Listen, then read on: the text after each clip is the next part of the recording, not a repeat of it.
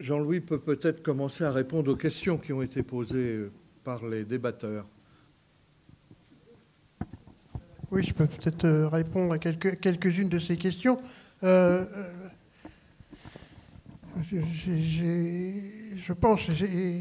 crois qu'effectivement, la question de la conclusion qui a été posée, c'est vrai que peut-être conclure à la polyphonie est un peu incompréhensible par certains côtés, hein, même si pour moi, c'est clair. Mais probablement que ce n'est pas tout à fait suffisant. Alors, si je reprends ce que j'ai dit, j'aurais tendance à dire qu'effectivement, oui, il y a eu de la lutte des classes pendant la Commune. Je ne vois pas comment cette façon de voir les choses serait entièrement annihilée par tout ce que j'ai pu travailler. Oui, il y a de la lutte sociale, il y a de la lutte des classes. Je pourrais en multiplier les exemples. Bien. Donc, ce premier point que j'évoquais dans le premier de mes continents, hein, je veux dire, oui, il y en a. Et parfois vives. Il y en a dans les pratiques, il y en a dans les discours. Il y a des discours classistes, il y a des discours où on parle de la classe ouvrière, il y a des discours où on parle de la bourgeoisie, où on les oppose. Ça me paraît... Mais il y a aussi l'idée très forte, alors Claudine est habituée, elle met toujours dans ce que tu écris, arrive tout de suite le mais. Mais il y a aussi Serraillet, qui est pourtant un des marxistes, on dit, des marxistes de la Commune, qui dit, dans une lettre qu'il envoie début avril, avant même qu'il soit élu, c'est quand même extraordinaire, les bourgeois sont avec nous, plus même que la classe ouvrière. Je me dis, mais qu'est-ce qu'il dit ? On voit les gens avec les chapeaux bourgeois qui sont avec nous. Et c'est vrai que quand j'ai regardé les photographies des barricades, je vois, et jusque encore au jour où on abat la colonne Vendôme, je regardais les photographies que j'ai étudiées, et je vois sur ces photographies, à côté de femmes du peuple, de gardes nationaux, etc., un certain nombre de bons bourgeois qui sont là avec ce qu'on appellerait classiquement les communards. Donc, je suis amené à commencer à dire oui, il y a une lutte de classe sur la Commune, mais les lignes de classe sont déjà beaucoup plus complexes dès qu'on commence à s'approcher des choses, des fractures sociales qui existent, que ce soit dans les pratiques ou dans les discours, qui existent que celles qu'on peut percevoir. Oui, la Commune est une forme de dictature à un certain niveau. Je vous assurer que le comité de salut public et la Commune, en tout, a interdit 35 journaux. Pas 4-5 journaux. Elle a interdit 35 titres en tout. C'est beaucoup quand même.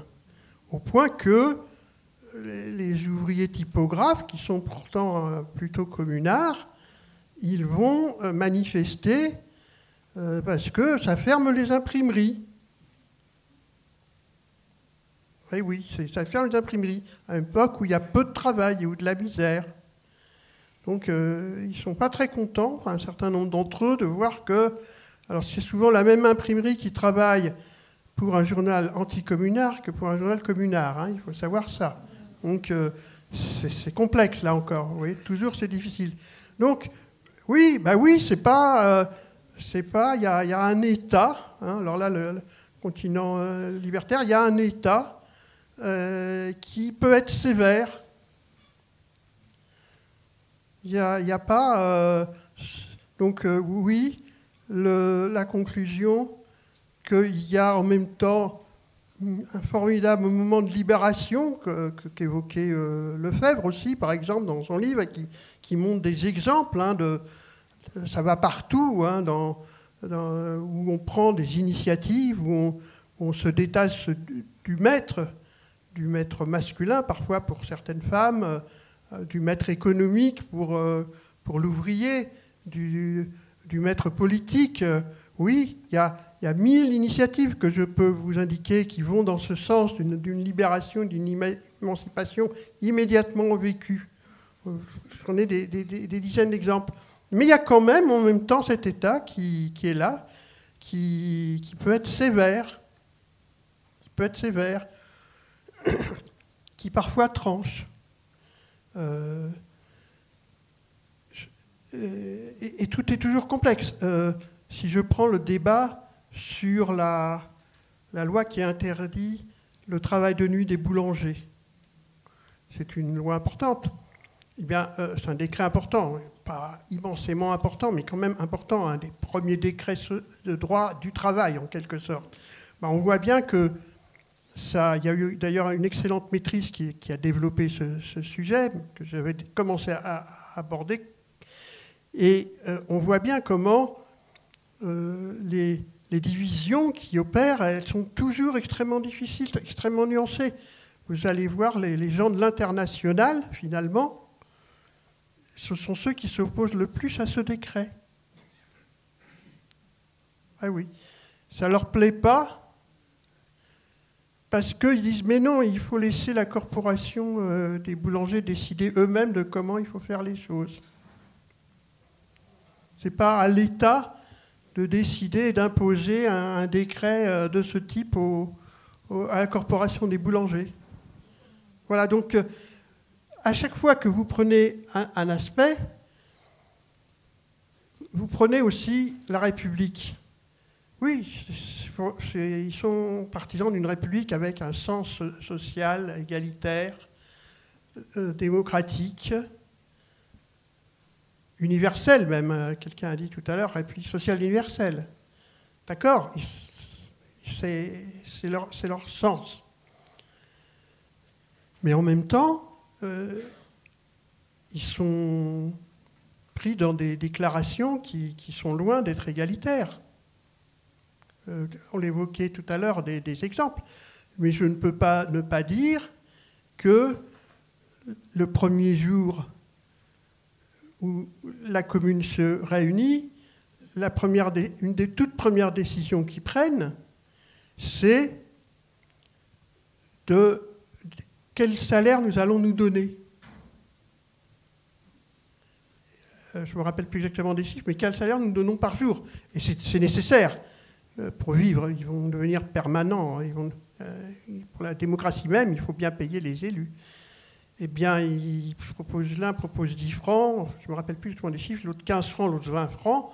On vote, c'est 20 francs qui sort. Le plus haut niveau. Ce n'est pas 15 francs, c'est pas 10 francs. Donc, vous voyez, la République universelle... Oui, ils sont persuadés de l'universalité, ils rêvent, quelque part, ça se sent qu'ils rêvent d'une République universelle qui serait des États-Unis du monde. Enfin, je fantasme à leur place, mais voilà, ça se sent qu'ils sont ça. Ça n'empêche pas le journal officiel de la commune, dans le journal officiel de la commune, d'écrire mais que fait l'armée de Versailles à se battre contre nous alors qu'elle devrait aller se battre contre l'insurrection en Algérie? Parce qu'il y a une insurrection en Algérie en même temps. Pas totalement universelle. Et pourtant, ils l'ont, la fibre universelle. Ils l'ont, pour de vrai. Donc, je dirais que c'est pour ça que c'est ce sentiment que la conclusion, c'est d'admettre tous ces sens et de les recoudre. la conclusion ne peut être que complexe. Il n'y aura jamais sur la commune une conclusion qui vous dira la commune, ça se résume en une ligne. Voilà, c'est ça que je veux vous faire comprendre et vous dire. Après, c'est vrai que ces conclusions sur tous les sujets possibles et imaginables, je suis entièrement d'accord avec le fait que si je ne conclus pas, il y a peut-être aussi parce qu'il y a des éléments sur certains aspects aussi qui me manquent, que je n'ai pas travaillé. Aussi étrange que ce soit, ce que pour appeler la part de l'homme n'est pas totalement dans mon jeu d'échelle, où j'essaie d'aller de l'homme à l'homme au sens être humain, hein, pas au sens masculin, de l'être humain à des groupes d'humains de quartiers de voisinage ou de travail, et puis ensuite à sa commune, puis à la nation, puis à l'humanité. Donc faire jouer ce jeu d'échelle dans la réflexion constamment, c'est sûr que le plus difficile, c'est de voir l'individu, même si j'ai essayé de le faire. Et c'est vrai que ça appelle à la biographie. Ça appelle à mieux explorer la biographie, comme on l'a dit, sur la longue durée. Parce que pour comprendre, moi je les marque comme ça un peu brutalement. Je vois bien ce qu'ils ont en tête. J'espère voir ce qu'ils ont en tête et dans le cœur. Mais je n'ai pas vu comment ça se forme. J'en ai quelques vagues idées, mais je ne vois pas comment ça se forme. Donc, pour comprendre vraiment, y compris peut-être certains phénomènes qui se passent, nous aurions besoin, comme l'a dit Laure tout à l'heure, de réfléchir, d'où ils viennent, d'où viennent leurs familles, de comment ils ont évolué. Et ensuite, aussi après. Donc je crois qu'il y a un grand besoin, les sources existent, de ce travail. Et c'est vrai que sinon, on peut réduire assez facilement la commune à une sorte de carrefour où les gens se rencontrent. Non, si on veut avoir... Ce n'est pas seulement un carrefour où les gens se rencontrent, c'est un moment où ils vont faire des choses extrêmement intenses. Et donc si on veut voir comment ces choses extrêmement intenses vont agir sur la suite, on a besoin de savoir ce qu'eux-mêmes et comment ils ont évolué et comment a évolué leur pensée et comment elle a rencontré la société et les questions qui ont suivi. Donc oui, je pense que la question biographique, et les sources existent, que ce soit pour... pas complètement, hein, mais des sources existent pour aller dans ce sens-là, qu'on a loin d'avoir épuisé, mais qui dépassent les forces d'un seul historien ou d'une seule historienne. Là, c'est certain qu'il faut être plus pour aborder ça, sauf à choisir des corps plus significatifs. Mais voilà. Et le dernier point que je veux évoquer, c'est celui de la semaine sanglante. C'est vrai que c'est un choix délibéré et c'est à la fois un choix assumé et dans une certaine mesure qui crée des insuffisances à un travail. Moi, je l'accepte entièrement, je l'assume pleinement. La commune, c'est aussi la semaine sanglante. Bon, à vrai dire, j'ai de quoi écrire peut-être 700 ou 800 pages sur la semaine sanglante. Ça ferait un 4e volume. Parce que j'ai quand même énormément de documentation aussi sur la semaine sanglante. Voilà, donc je pourrais plonger un jour là-dedans si j'en ai le courage. Et c'est vrai que, comme on l'a rappelé, d'un point de vue mémoriel, bon gré, mal gré, la semaine sanglante, à la fois à cause des adversaires et à la fois à cause des partisans de la commune, finalement, elle a fixé la mémoire. Et la chanson elle-même, elle surabonde sur la semaine sanglante, finalement. On l'a chantée tout à l'heure. Donc voilà, hein, elle surabonde parce que c'est l'événement, c'est la tragédie, Et la tragédie est toujours très très forte dans la mémoire, qu'elle soit vécue et perçue comme une horreur faite par des pétroleuses ou comme un héroïsme et un sacrifice. Donc, évidemment, elle prend sa place, ce qui ne veut pas dire qu'il faut la repousser à partir de ce moment-là dans le travail de l'historien, en disant bon, ben ça, ce sera pour la mémoire. Moi, je veux voir la commune dans son fonctionnement, quelque peu oublié dans l'historiographie. Donc, je pense, je plaide pour que ce travail soit continué dans ce sens-là, parce que, y compris, je pense que quand on plongera réellement dans l'histoire de la Semaine sanglante, dans ce que je peux apercevoir, on pourra aussi réfléchir sur la mémoire de cette période. Alors il y a quand même quelques indices dans ce livre aussi sur... on voit bien que le désespoir a gagné nos communardes et nos communards en mai. C'est-à-dire qu'ils sont déjà désespérés. Il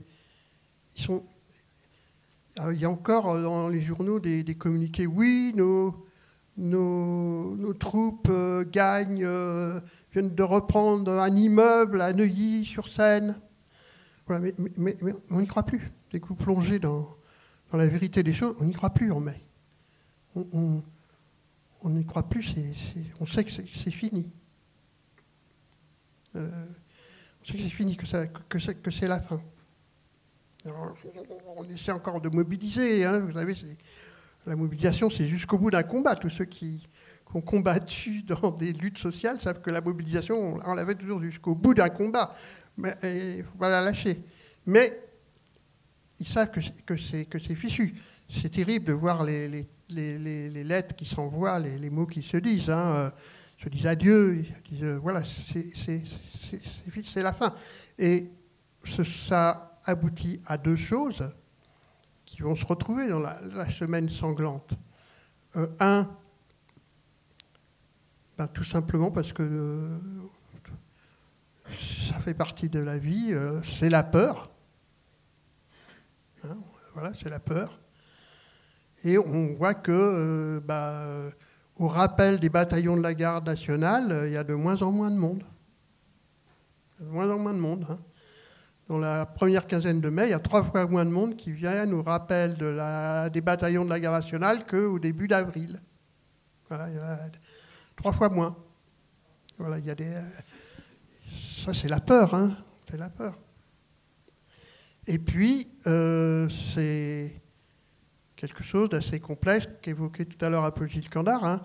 C'est quelque chose entre le désespoir et la rage qui commence à... Alors, ça peut aller de toute façon, notre combat sera repris par d'autres, ça c'est l'espoir. On va mourir, mais d'autres, nos idées, ils croient à l'idée, très, très terriblement, ils croient à l'idée. Donc l'idée est immortelle, l'idée est appelée à vaincre, et donc elle reviendra, elle renaîtra, l'idée, avec un grand I. Et elle renaît. Et donc il croit à l'idée, mais il croit aussi qu'il vaut mieux qu'il va falloir s'ensevelir sous les ruines de Paris. Ils le disent.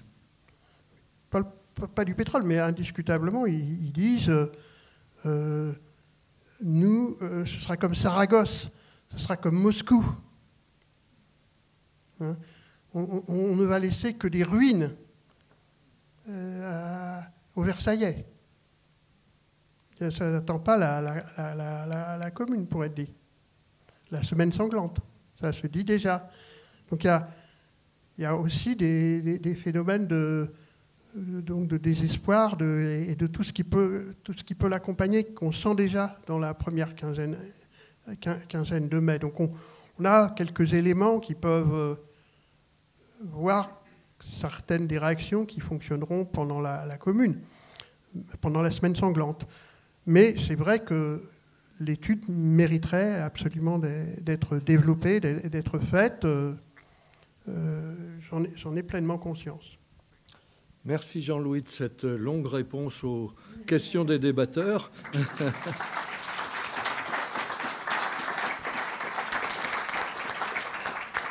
Est-ce qu'il y a quelques questions dans la salle? Eugénie Dubreuil lève le doigt.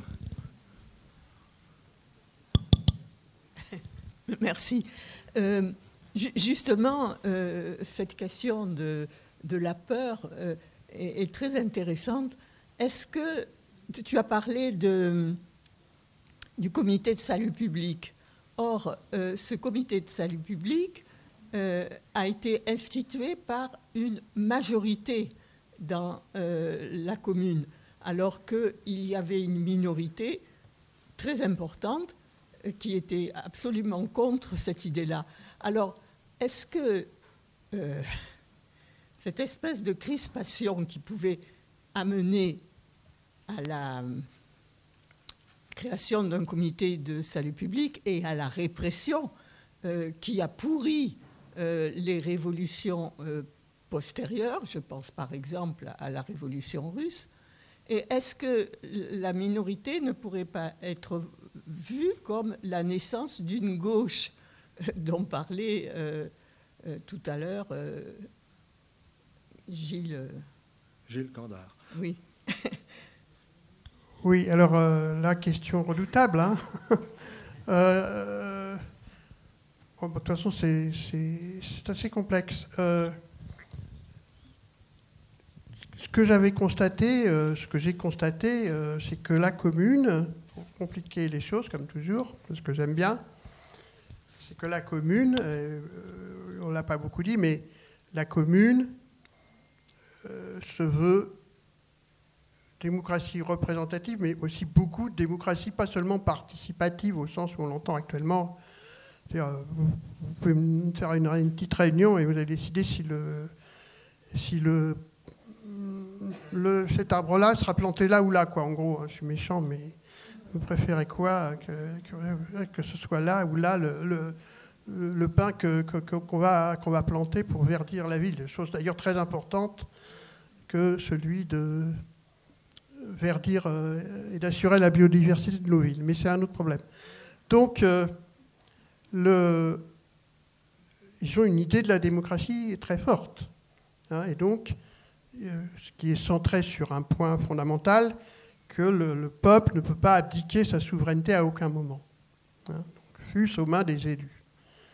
Les élus sont que nos mandataires et le peuple est tout le temps à la direction des affaires du pays, pas seulement le jour de l'élection. Voilà. Hein, les élus n'ont pas à nous commander, en quelque sorte, parce qu'ils auront un droit du fait qu'ils ont été élus. Non. Ils n'ont pas à nous commander, c'est nous, peuple, qui commandons tout le temps. Voilà. Hein. Donc, ça, c'est l'idée fondamentale. On n'abdicte pas la souveraineté populaire. La souveraineté populaire, elle est constante. Donc, ils ont des assemblées populaires, des clubs qui se réunissent beaucoup. Là encore, morale, je glisse dès que je lis les textes, c'est un devoir. C'est un droit, c'est un devoir. Pas de droit sans devoir, pas de devoir sans droit. C'est un devoir des citoyens d'assister à ces réunions. Si vous êtes citoyen, c'est un devoir d'aller aux réunions. C'est un droit, c'est un devoir. Alors vous n'êtes pas citoyen. Je ne vais pas dire que vous êtes citoyen, mais si vous n'assistez pas aux réunions où on décide de vos affaires. Alors parce que vous n'avez pas eu la majorité, je reviens plus. Hein. Là, l'arbre a été planté là, alors que moi je voulais qu'il soit planté là, c'était comme ça. Hein. Je reviens plus. Hein. Non. Pour eux, c'est un devoir d'être un citoyen, de faire cette citoyenneté. Un droit, un devoir. Donc, je ne vais pas dire qu'ils y réussissent pleinement, C'est un autre problème. Mais en tout cas, ils veulent et ils réunissent des assemblées qui sont assez nombreuses quand même. Hein. C'est nombreux et ça se réunit beaucoup. Donc, qu'est-ce qui se passe dans ces assemblées, qui sont la démocratie communarde que rêvait de base? Mais c'est là qu'on veut qu'il y ait un comité de salut public. C'est là qu'on veut qu'il y ait une dictature. C'est ça le paradoxe. C'est eux, quand je vois les assemblées, c'est là qu'on veut. Mais qu'est-ce qu'ils font là, nos élus? Ils laissent la presse ennemie, la presse cupide, la presse pourrie, tous ces journaux là avec des journalistes qui acceptent de nous dénoncer, qui en fait sont vendus, qui sont corrompus, et vous voulez les laisser, cette presse libre? Ah non! Allez, interdisez-la! Alors que vous aurez à voir, au contraire, une André Léo qui va dire, ah non, nos principes, on n'interdit pas en aucun cas la presse, parce que nos principes sont au-dessus de ces exigences. Mais quand vous allez dans une assemblée populaire, ce qui sort, c'est oui, le comité de salut public. Et quand les élus du 4e arrondissement qui ont voté contre le comité de salut public viennent rendre compte à leurs citoyens, l'Assemblée leur dit écoutez, pas question, il faut que vous acceptiez ça. Donc, vous voyez là encore comment c'est compliqué. Oui, d'un certain point de vue, le comité de salut public, c'est une forme de dictature qui pourrait s'exercer, une menace, un risque limité, hein, parce que le comité de salut public, il est renversé tous les 3 jours, hein, parce que la commune se réunit, et alors là, on ne peut pas parler de la commune qu'à l'Assemblée, mais ils se réunissent tous les jours, et alors ils révoquent le comité de salut public tous les 3 jours, hein, et ils en mettent un autre à la place, hein, donc c'est quand même c'est limité. Mais voilà, c'est très complexe, tout est complexe. Oui, il y a ces possibilités, il y a ces oppositions entre la majorité et la minorité, mais ça renvoie à toute une gamme en même temps, là encore, de situations, quand on regarde dans le détail, qui font que c'est peut-être plus difficile que ça. La démocratie de base, elle peut fabriquer des visées comme celles que j'ai indiquées. Voilà. Bien, il y a une autre question là-bas. Oui, merci. Je me pose une question sur le vocabulaire. Vous parlez du temps des communards, il parlait des idées. Vous avez dit les idées sont très importantes. Ensuite, vous avez prononcé le mot principe. Et maintenant, vos collègues de la tribune, contemporains, au sens contemporain, on parle de valeurs. Ce glissement des termes, est-ce que ça veut dire qu'il y a un glissement, un changement de regard sur l'histoire, ou est-ce que c'est synonyme et que je me prends la tête pour rien? Non, vous ne prenez sûrement pas la tête pour rien. Là, les mots, ça compte beaucoup. Ça va m'exiger un énorme effort intellectuel pour vous répondre. Donc, non, je pense qu'effectivement, il faudrait réfléchir à ça. Alors, on peut partir des mots de l'époque. Disons, c'est les mots de l'époque et on ne prendra que les mots de l'époque, hein, pour parler de... Mais en fait, quand même, les historiens ne peuvent pas totalement ne parler qu'avec les mots de l'époque, vous voyez, parce que ça deviendrait peut-être inaudible. Et puis, comme je l'ai dit, on a ce côté être de leur temps et être de notre temps qui constamment nous fait agir. Alors, l'idée, ça, c'est vraiment un mot de leur temps. Je le retrouve très, très souvent. Hein. Cette idée que, justement, qu'au fond, ils ont des aspirations, quelque chose qui ressort de leur cœur, de leur cerveau, qui leur fait exprimer toute une série d'éléments. Alors, je ne sais pas, moi, ça peut aller de nous voulons la République austère. Voilà, nous voulons la République austère. Il y en a qui disent ça. Voilà. Alors ça, c'est l'idée. Ça, c'est l'idée.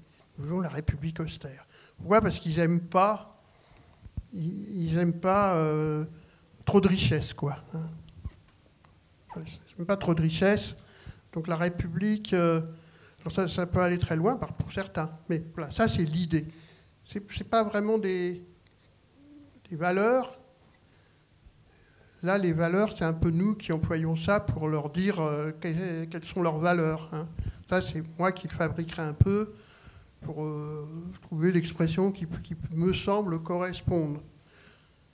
Les principes, c'est un mot de l'époque. Hein, les principes, oui. Et là encore, les principes, c'est un mot complexe, hein, parce que ça renvoie à des catégories très différentes. Les principes de vie, principes idéologiques, mais ils ont des principes et ils y tiennent. Ils ont des principes et ils y tiennent. Le mot idéal n'est pas prononcé. Si, le mot idéal revient de temps en temps. Bien sûr, le mot idéal revient de temps en temps, oui. Mais bon, pour définir le mot principe, oui, ils y tiennent beaucoup. Voilà, ils ont des principes parce que, pour eux, peut-être le principe, ça associe toute une gamme d'aspirations différentes. Parce que le mot, avoir des principes, c'est aussi bien moral que philosophique que idéologique. Voilà, donc c'est un mot qui revient souvent dans leur langage. Les valeurs, non, moi je ne crois pas que je l'ai trouvé dans leur documentation. Là, c'est carrément moi ou des historiens qui vont dire bon, quelles sont les valeurs que la commune porte. Voilà. Mais c'est vrai que vous avez raison, c'est très impressionnant et intéressant de travailler sur les mots. Il y a plein de mains qui se lèvent. Ok, bonsoir, merci beaucoup. Alors moi j'avais une question en fait sur les imaginaires, donc en particulier en fait peut-être même l'histoire des imaginaires. Donc en fait pour situer un peu ma question, je travaille sur les transitions écologiques et sociales dont on a besoin face aux changements globaux maintenant. Et en fait ce dont on s'aperçoit c'est qu'un des verrous à ces changements c'est beaucoup en fait nos imaginaires. Voilà, des fois on a des pratiques, on sait comment faire. Par exemple pour les agriculteurs, mais pour d'autres. Et du coup, en fait, on ne change pas forcément. Et en particulier, c'est aussi parce qu'on a besoin de changer nos imaginaires. Enfin, c'est une hypothèse, en fait. Et du coup, je me posais la question, en fait, des imaginaires des communards. Est-ce que tu penses qu'en fait, au début de la Commune de Paris, il y avait déjà eu, en fait, un changement d'imaginaire? Ou est-ce qu'il y a, en fait, une évolution des imaginaires pendant la commune, parce que par exemple, nous, ce qu'on se pose comme question, c'est est-ce que par exemple, la gouvernance ou les actions vont en fait pousser les gens à changer d'imaginaire et on aura quand même un cercle vertueux, ou est-ce qu'on a besoin déjà d'un imaginaire au départ pour le changement? Et est-ce que tu penses que sur ces 72 jours-là, il y a eu des discussions sur les imaginaires, pas que sur les pratiques, et des évolutions de ces imaginaires? Sujet difficile, là, mais oui, je pense que toujours alors ils ont déjà... c'est lourd aussi, hein, il faut savoir que on disait classiquement, mais peut-être qu'il faut le réfléchir, que les mentalités, ou qui touchent aux mentalités, disons, les imaginaires, c'est ce qui est de plus lent à bouger, le plus difficile à bouger, qui a une inertie de nos pensées. D'ailleurs, on n'aime pas nous-mêmes être contestés dans nos pensées et les changer. C'est pas très fréquent, finalement. Alors, c'est très lent, effectivement. 30 ans, 40 ans, 50 ans, on voit des gens qui vont évoluer sur leurs idées. Mais souvent, quand même, on a nos idées, on a nos principes, comme je disais tout à l'heure. Et voilà, et on va chercher les faits qui nous permettent de conforter ces idées et ces principes. Donc les mentalités sont souvent lentes à évoluer, aussi toute une série de raisons dans les rapports des mentalités à l'évolution économique et sociale. Voilà.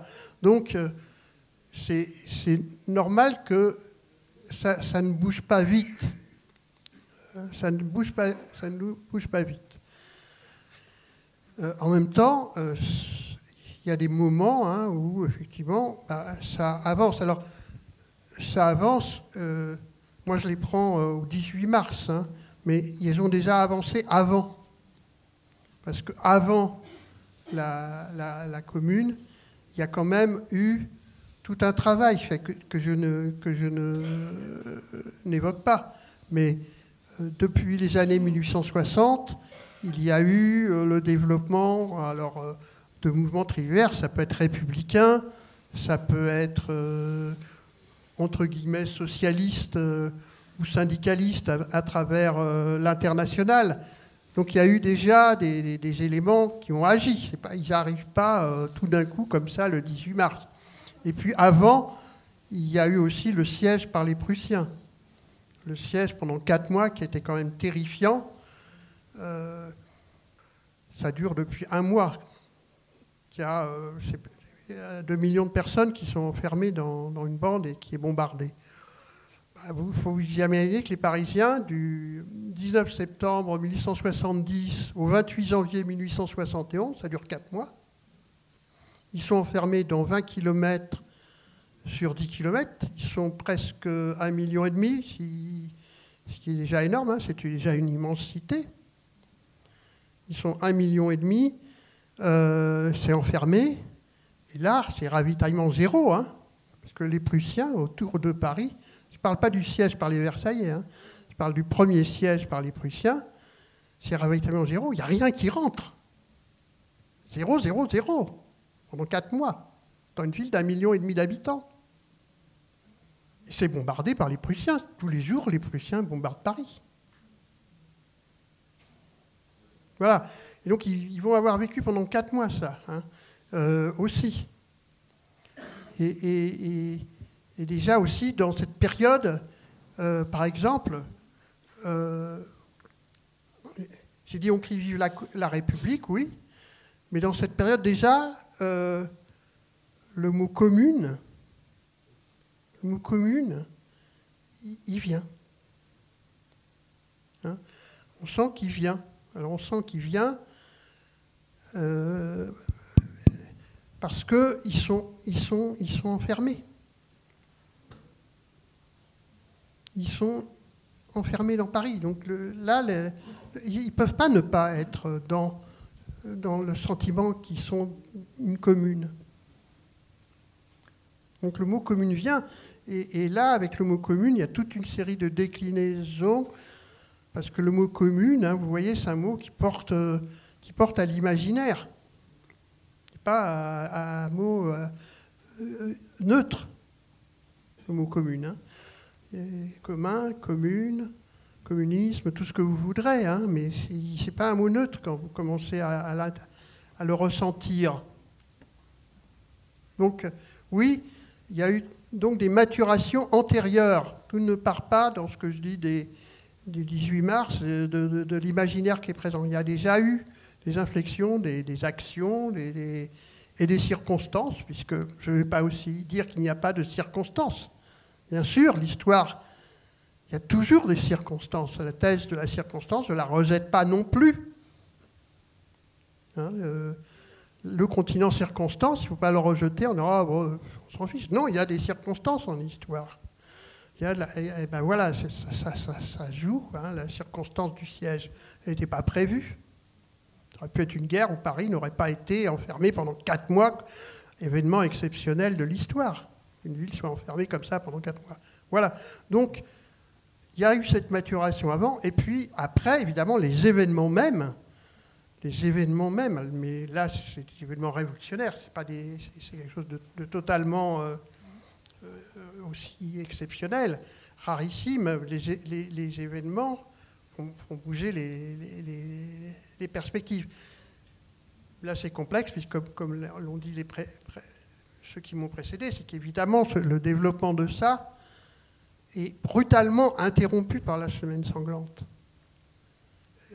Et même la fin des événements. Donc, il va se mêler dans eux la peur, l'inquiétude qui vont créer dans leur façon de voir les choses des éléments qui vont peut-être pas être ceux que conduirait à un développement plus long de la Révolution. Voilà. Mais, bien sûr. Bonsoir. Moi j'avais une question sur la réquisition des ateliers, des ateliers privés. Je pense qu'il y a une nuance parce qu'il y a eu quand même une application. Des ouvriers ont pris des ateliers pour faire tourner la machine de production. Il y a même eu des patrons qui ont pris en charge des ateliers désertés. Et l'aspect, vous avez vu les différents continents, et moi je vous remercie de votre remarquable travail. Vous avez vu l'aspect donc festif, c'est très important de la Commune de Paris, cette libération après ce terrible siège, l'aspect militaire. Alors, j'ai beaucoup investi aussi l'aspect économique. Je pense que ce qui complique les choses, c'est que en même temps, il faut bien percevoir que comme il y a une guerre, la commune, c'est aussi la mise en place d'une économie de guerre. Comme, alors je ne sais pas, mais comme en 14-18, si vous voulez, il y a une économie de guerre. Et donc il y a une économie de guerre. Et il y a une société en guerre. Donc effectivement, en tout cas les communards, je ne sais pas, là je ne veux pas dire tout, mais la commune, au niveau mais les gens, je pense, partagent ça.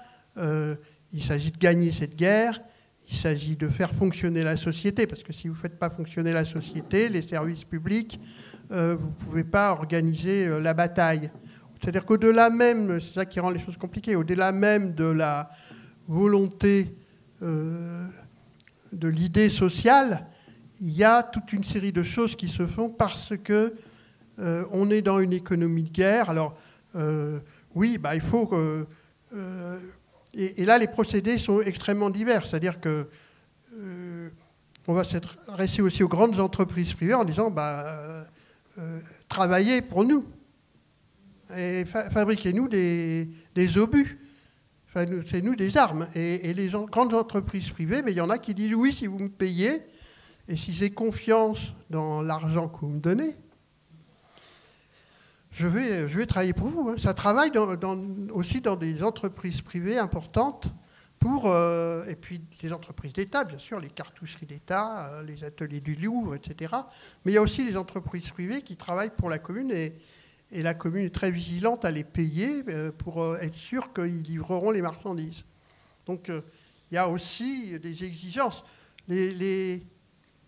Les services publics, la commune décide par exemple de ne pas toucher à la compagnie du gaz. Surtout, ne touchons pas à la compagnie privée du gaz, qui est pourtant une grande compagnie financière à l'époque. C'est le grand capital qui tient la compagnie du gaz. N'y touchons pas, parce que si elle accepte de nous fournir du gaz en suffisance, c'est ce qu'il nous faut. Donc voilà, typiquement un raisonnement d'économie de guerre. Nous, on veut gagner, sauf que ça tourne. Laissons la société de gaz fonctionner pour nous. Donc c'est très complexe. En même temps, il y a une ligne quand même. Et la ligne dominante sur laquelle ils font quand même habilement une action, tout le temps, c'est l'association ouvrière. Bon gré, mal gré, c'est quand même la ligne qu'ils souhaitent. Jusqu'au dernier jour. Moi, ça m'a toujours épaté. C'est le dernier jour, l'Assemblée de la Commune, l'avant-dernier jour, elle discute d'une chose, des théâtres. Bon, alors ça nous renvoie à tout un secteur qu'on n'a pas parlé, qui est le culturel, qui est essentiel aussi. La veille de l'entrée de Versailles, on consacre 2 ou 3 heures, et d'ailleurs il y en a qui disent, mais arrêtez, qu'est-ce qu'on fait à discuter de ça alors qu'il y a d'autres choses à faire. Ils veulent quand même discuter pendant 3 heures d'un décret sur les théâtres, qui est proposé par Vaillant. Et Vaillant, il dit, voilà, comme les théâtres, c'est culturel, c'est éducatif, Et nos théâtres privés, vous verrez dans le livre, j'ai donné les titres de toutes les pièces, parce que les théâtres fonctionnent, hein, de toutes les pièces qui sont jouées pendant la Commune. Vous allez avoir une pièce de Racine à la Comédie Française à 15 jolies femmes à l'Opéra Bouffe. Tout. Peut-être pas le plus féministe, mais voilà, il y a tout. J'ai évoqué la biche, etc. Il y a tout. Et donc, il y a Vaillant qui arrive, il dit, mais maintenant, il faut qu'on municipalise. Alors, ils ne peuvent pas étatiser, puisqu'ils sont contre que ce soit la nation qui... Il faut socialiser tous ces théâtres, tous, plus de théâtres privés. Et il faut qu'on socialise donc tous ces théâtres et qu'on les municipalise, que la commune, comme ça, donnera une orientation culturelle, pédagogique au théâtre parisien. Immédiatement réaction, débat tout à l'heure. Mais où va être la liberté? Il y en a un qui dit, bon, bah... Et Molière, il avait un théâtre à lui, heureusement, sinon comment il aurait pu dire qu'est-ce que les nuances qu'il voulait apporter à la monarchie et à l'action cléricale de l'époque, avec prudence, mais qu'il faisait quand même. S'il avait fait un théâtre totalement pris en main par le roi, c'était impossible. Bon, la création, alors ça discute pendant longtemps, c'est fascinant. Et ils arrivent à la fin. Qu'est-ce qui décide? Eh bien, les théâtres, on va quand même les socialiser, mais on va les donner à des associations ouvrières, de comédiens, de comédiennes, comme ça ils auront à eux la capacité de libre création. Alors cette idée de l'association ouvrière, on la trouve absolument partout. C'est une très belle conclusion.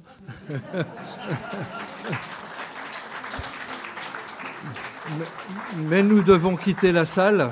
Il faut excuser Sylvie Bréban.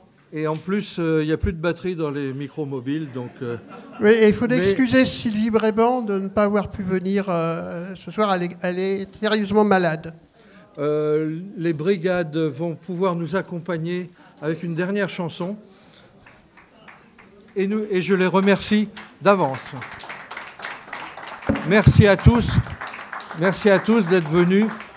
À tous les débatteurs, à Jean-Louis et à tous ceux qui s'intéressent à la commune. La commune vivra. Et je les remercie d'avance. Merci à tous. Merci à tous d'être venus. À tous les débatteurs, à Jean-Louis et à tous ceux qui s'intéressent à la commune. La commune vivra.